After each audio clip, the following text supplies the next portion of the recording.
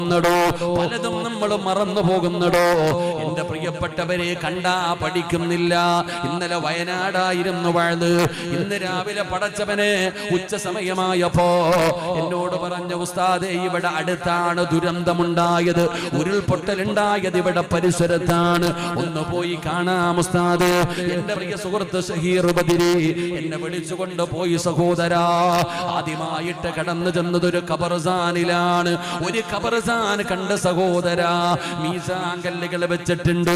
സാധാരണ മീസാൻ കല്ലുകളിൽ മുസ്ലിമീങ്ങളുടെ പേര് മാത്രമേ ഉള്ളൂ. എന്നാ പടച്ചവനെ ഇങ്ങനെ ഖബറുകൾ നിരക്കി വെച്ചിരിക്കുന്നു. മീസാൻ കല്ലിൽ നോക്കുമ്പോ മുസ്ലിമീങ്ങളുടെ പേരുണ്ട്, അമുസ്ലിമീങ്ങളുടെ പേരുണ്ട്. അല്ലാഹുവേ, പിന്നെ ചില ഖബറുകളിൽ പേരില്ല. കാരണം DNA ടെസ്റ്റിന്റെ റിസൾട്ട് വരാ കാത്തിരിക്കുകയാണ്.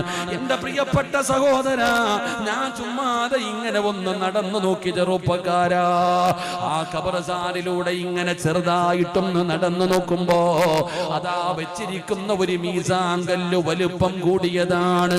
ഒരു മീസാൻ കല്ലിന് വല്ലാത്ത വലുപ്പം കൂടുതല്.